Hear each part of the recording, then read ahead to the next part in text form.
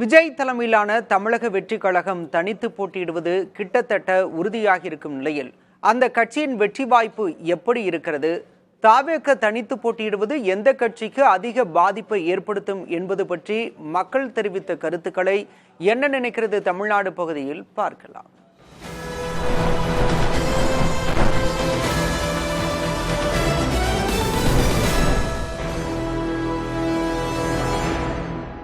இப்போ இந்த தடவை சமநிலை தாங்க இருக்கு. திமுக இல்லை தாவேக அந்த மாதிரி தான்.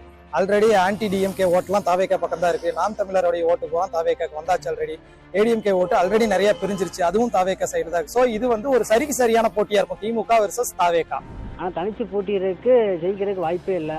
அடுத்து விஜய் அவர்கள் வந்திருக்கிறாரு. விஜய் அவர்களுக்கு ரெண்டு பேருக்கும் சரிசமமான வாய்ப்பு இருக்கு. அவர் தனித்து போட்டியிடுறதுனால அவர் வெற்றி வாய்ப்பு கம்மி. கூட்டணி இருந்தா அவருக்கு வெற்றி வாய்ப்பு அதிகம். ரெண்டு கட்சி ஆண்ட ரெண்டு கட்சியுமே ஊழல் கட்சியா இருக்கு. தனிச்சு நிக்கிறதா எனக்கு தெரிஞ்சு நல்லதுன்னு நினைக்கிறேன். தாவேகா தனித்து போட்டிடுற மாதிரி சொல்றாங்கல்ல, தனித்து போட்டியெல்லாம் தமிழகத்தில் எடுபடாது. 2026 வெற்றி வாய்ப்புன்றது அவங்களுக்கு குறைவு தான்.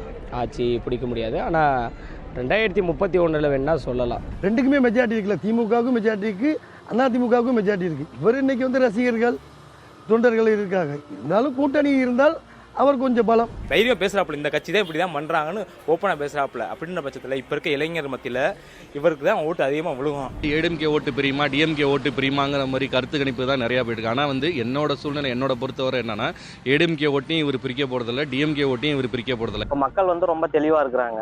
யாருக்கு ஓட்டு போடணும்னா இப்போ அரசியல் எப்படி நடந்துட்டு இருக்குது, என்ன நடந்துட்டு இருக்குது.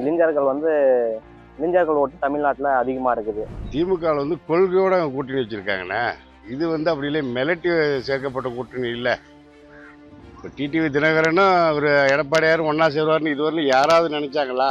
இல்லை அவங்க தொண்டர்கள் தான் அதை ஏற்றுக்கிட்டாங்களா? கிடையாது.